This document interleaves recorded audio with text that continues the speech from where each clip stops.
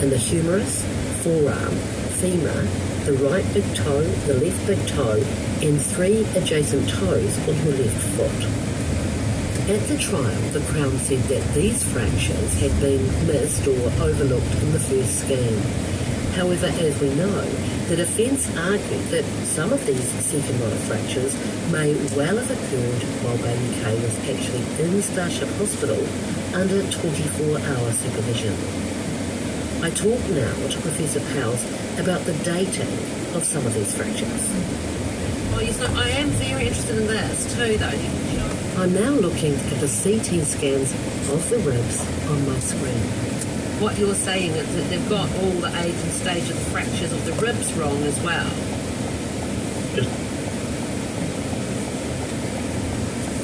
It's wrong as well. So here we can see these two on the bottom. It's on the right. These are fractures that really remodeling. So that these are recent fractures that have no callus formation at all yet. These are recent fractures that have no callus formation at all yet. And this one is started to heal. So this is the 3 stages of rib fractures in one baby. So this is the 3 stages. You're near the pickup point. We suggest contacting and waiting for the rider. You're saying that the top ones are just recent, are you? Professor Powell says the dating of the rib fractures is of the utmost importance in this case. He believes the healing ribs are very clear evidence that the fractures were prenatal. That is, they occurred in the womb or they were caused by birth. I'm doing U-turn, it's crazy. Oh, yeah, You U-turn? go all the way around, yeah. Yeah, I'll do U-turn. Do Yeah, it here or do it at the end of the They Yeah, were street. I'll- caused by yeah. It's just easier because otherwise then if you yeah, I know. so- Yeah. I'll just do it here.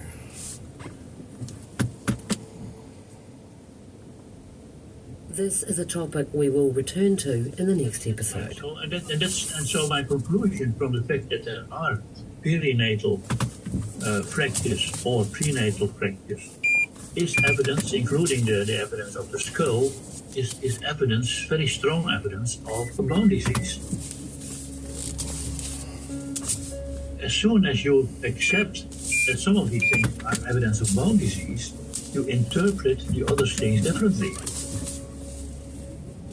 And it did not happen in the radiologist in this case. Professor Powell's report also has a paragraph about the metaphyseal fractures or buccal fractures, It's which easier. all Thank you.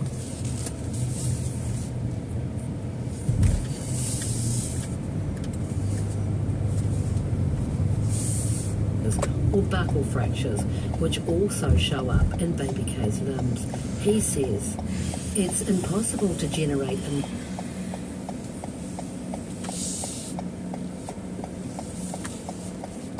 It's impossible to generate enough momentum to inflict a fracture on an 8-week-old baby's femur or tibia without breaking the neck. It's beyond the laws of physics.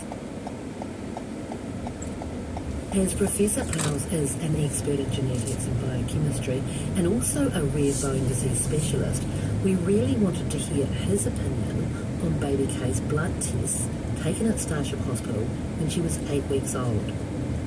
Her extremely low levels of vitamin D were discussed in Season 1 with retired paediatric pathologist Dr. Irene Scheinberg. This baby had a vitamin D in blood of 11 nanomoles per liter. The minimum normal is 50 nanomoles per liter. So this baby had 20% of the minimum normal vitamin D. It's very low. Very low. Yeah. And it's so low that even the calcium in blood is low. This baby has so little calcium in her bones, so little calcium that she couldn't even get enough in the blood. Baby K also had very elevated levels of alkaline phosphatase, which has a negative effect on bone formation. At the trial, the Starship Hospital endocrinologist leaned heavily on one overseas medical study as evidence that baby K was unlikely to have a bone condition. Professor Powell says that study should never have been used in the trial. This is what he wrote in his report. All young infants with severe vitamin D deficiency and resulting bone disease and brittle bones were excluded from these studies. So these publications cannot be used as evidence that vitamin D deficiency is not the cause of brittle bones in baby K. So you're saying to me that the reports that they're citing Yes, are biased. are Extremely biased. And you can see the bias from the way they describe in their methodology how they select the children for their study. So the younger children that have severe vitamin D deficiency have not been studied in those publications. They were excluded. In his final summary, Professor Powles wrote, X-ray and CT imaging of baby K show convincing evidence of a congenital skull lesion that explains the reported intracranial hemorrhage, which is bleeding of the brain. There is no evidence of skull fractures. His report goes on to say, birth trauma-related rib fractures show evidence of a brittle bone condition that explains all reported fractures.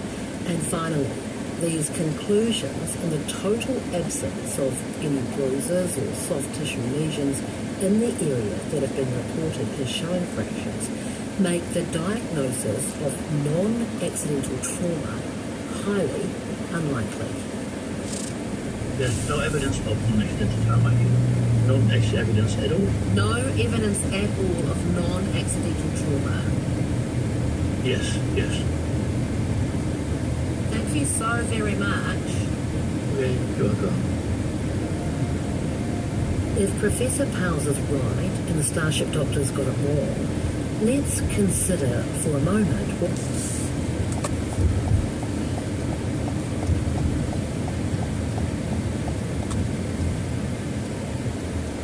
Consider for a moment what that actually means. We have a mother who was sent to prison for 2.5 years. She lost her child. The child was separated from her parents. Now the couple are about to be deported without their daughter. So who we really need to hear from are the experts from the Starship Children's Hospital who were involved in this case and find out what they have to say about this. Because if Professor Powles is right, this has been one hell of a mistake. Coming up in the next episode, hello. This is the injury. It's on the tracings. It's on the tracing. Obvious. It could not be more obvious.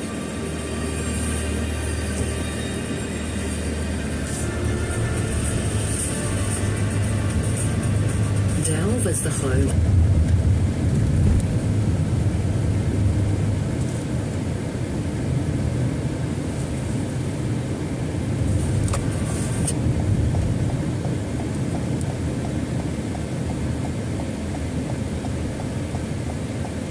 Investigative podcasts, including every season of our hit shows, The Boy in the Water, Satanic Panic, and Powder Keg. If you like what you're hearing, you can support our work by subscribing to Delve. That's DELVE. You'll find us on your favourite podcast platform and you'll get early and ad-free episodes. You can follow our social media pages by searching Melanie Reid Investigates.